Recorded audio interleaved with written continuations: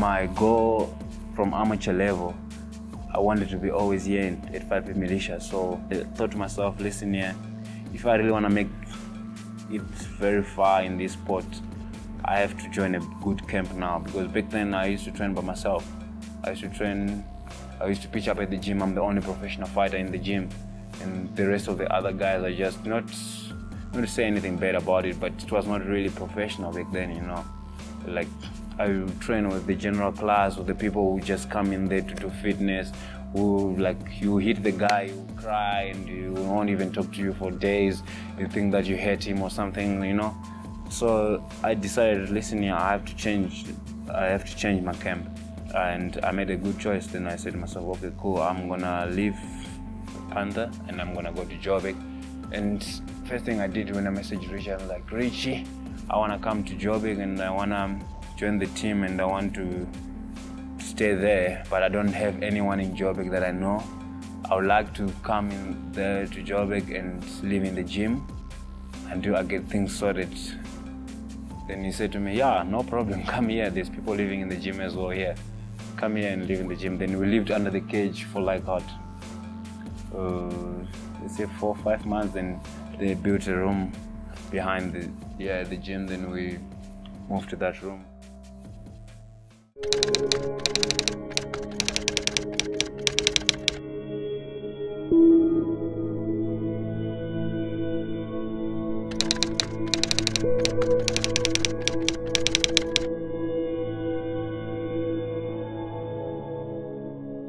Then I was like, oh, what's gonna happen now? I don't even know what to do. Then Rich took me aside. He's like, listen here, you have to fix this shoulder.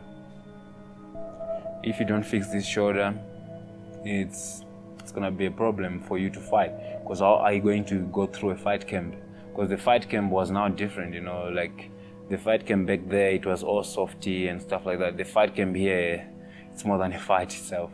So he said to me, listen here, you have to fix this problem. If you don't fix the shoulder now, it's not gonna be easy for you to get a fight to fight. I'm not gonna let you fight with a shoulder like that. It was hard to get the surgery done because I didn't know anyone here in Joburg, and the money that they wanted to fix my shoulder was, at a private hospital, was too much. It was like 60 grand or something like that. There was no ways for someone to just hand me that money, you know. And then Adam Speechley, one of the EFC fighters, the former welterweight champion, he hooked me up with one of his friends to do the operation for me at a general hospital. Then after that, I had to go to Cape Town for 3 months because I couldn't stay in the gym here. With the shoulder open like that, you get infected with bacteria and stuff.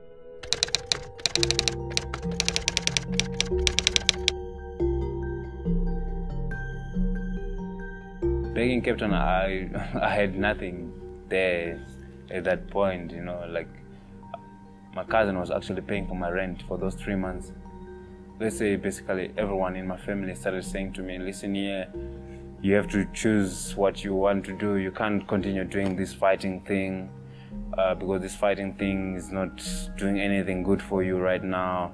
You're injured right now. What about if it was something very like hectic? You could have been dead or something like that. You have to stop fighting and look for a proper job or go back to school, you know.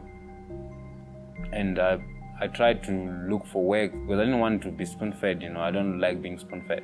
Like, spoon-feeding is not for me. I basically looked for a job, cleaning in a restaurant with one arm. So I had a sling, shoulder sling. I basically tried to clean with my right hand in restaurants in Long Street in Cape Town. And it was really hard. Like, it was not worth it. Because I was getting how much? 120 for working for 8 hours or so, doing damage on my arm, because I had to use both arms at some point, you know, doing damage on my arm, not resting it, not doing my, because I had a physio who helped me for free. Her name is Natalie Peterson. So she should basically give me exercises, and I'll have like 2 sessions with her a week, and I wouldn't do, like, most of the time because of this work, I would have to pick up some stuff. Then I I had to like mess up my shoulder most of the time, you know. And I didn't even believe that I would be able to punch or do anything again. But you know, I was doing some researches on YouTube, so I would go on YouTube and check if there's any MMA fighters who've ever been in this problem, you know, who's experienced these kind of things. But also in my head, I'll be like, most of these guys are all Americans. Maybe they've got the right stuff there in America to do all these kind of things, you know, to fix themselves and stuff like that. Then the rehab went well. Then I decided to stop working that job in Long Street and kept on to clean the restaurant, because I figured out that it was hurting me more than I was getting. And I said to myself, okay, cool, I have to go back to Joburg and start hustling and working.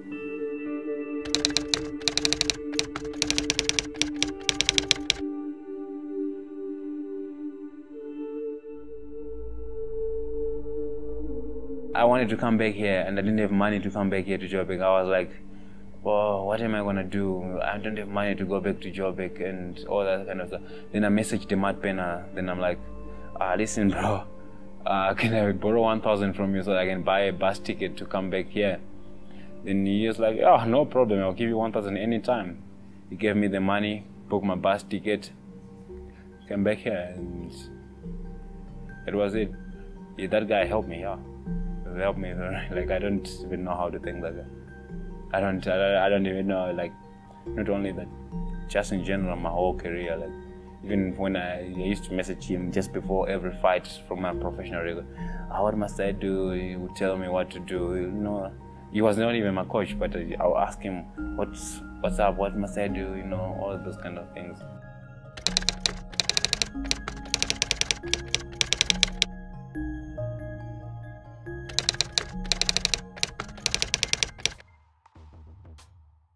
My coach, Richie Kwan, allowed me to train for the first month, to train and take it easy and light.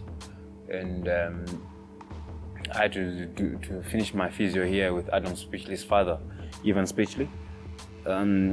So I was doing things light in August and to end of August.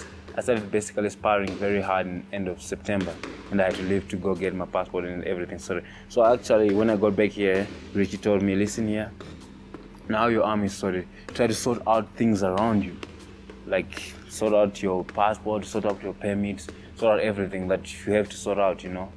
And then I basically like sorted everything out. Then he said to me, listen, you're not gonna fight this year, you're only gonna fight next year. Take your time, sort everything out, and then think about fighting later on. You're already getting fit, you're already strong, and you can always come back to fighting, but you have to sort out everything in your life that is not 100% before you go back to fighting, you know, because in the back of your mind you always have those things bothering you.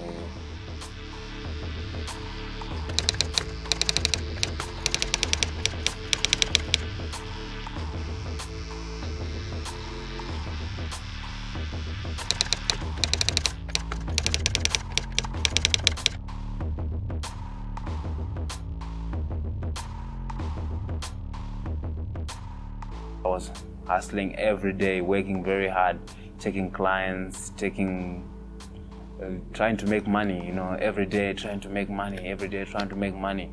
I saved quite a lot, and I went back to Zimbabwe.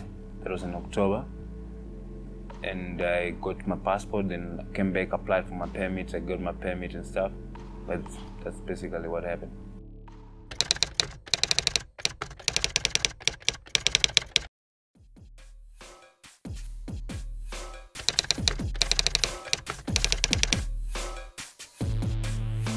When I came back from the injury, it was 1 year.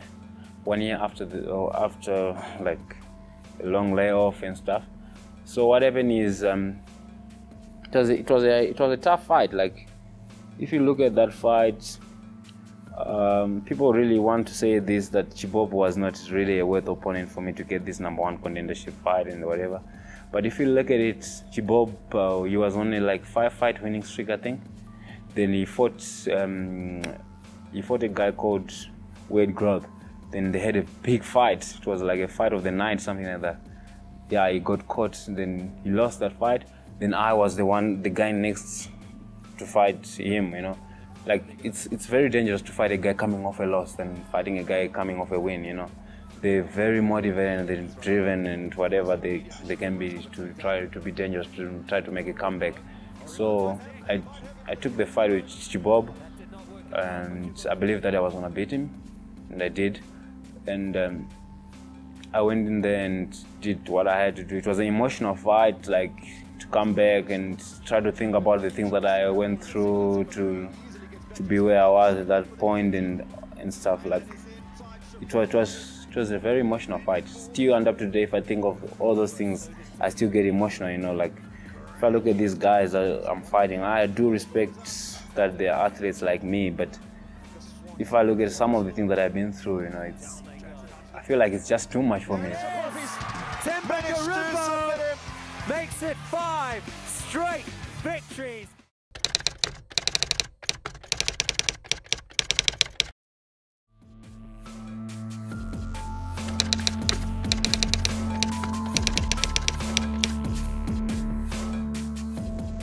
Fighting Leon Maynard, it's for me, I don't know, like, as a fighter as well, like, for me, I've matured as a fighter, you know. Like, I've got a good team around me, and I look at them and I look up to them. Most of the guys who are the champions already, and, you know, I just feel like this is where I belong, you know. Like, I'm gonna be the champion, and I've seen this already, and I feel it already that it's gonna happen. No matter what everyone says and think, it's gonna happen. And come 3rd of October, I'm gonna be this guy.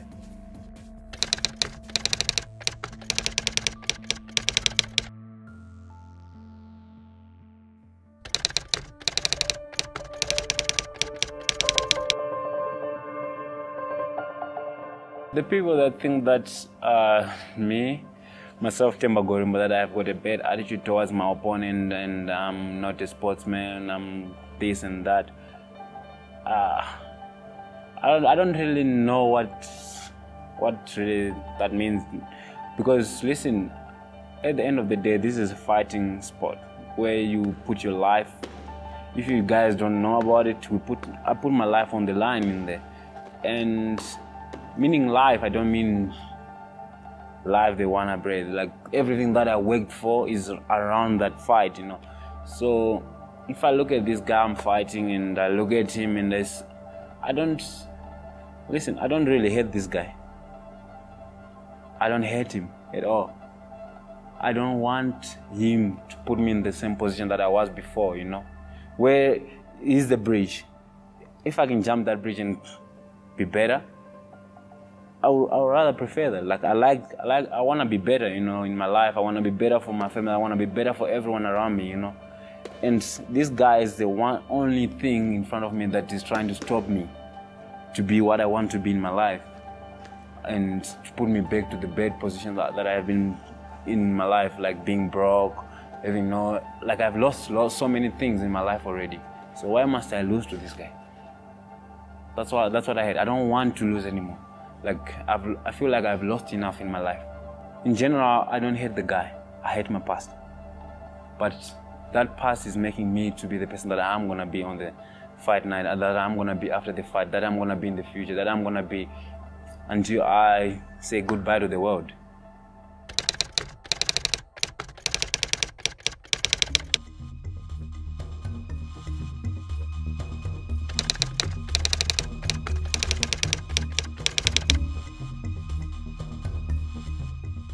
None of them really know that I'm fighting. Few, like just my young brother and just my cousin sister, know. Because they get emotional, you know, as a family member, they're worried. So actually, to disconnect myself from them 8 weeks before the fight, I don't really get any contact with them. Even my phone has changed my phone number. So they don't really know that I'm fighting, and I'm gonna surprise them after the fight. I'm gonna go to them and say, listen here, I've done this, you know. They're always happy after my fight, and they're happy to see me doing very well for myself and for them. Like, you know what I'm saying? Like, I'm not that Lone Ranger.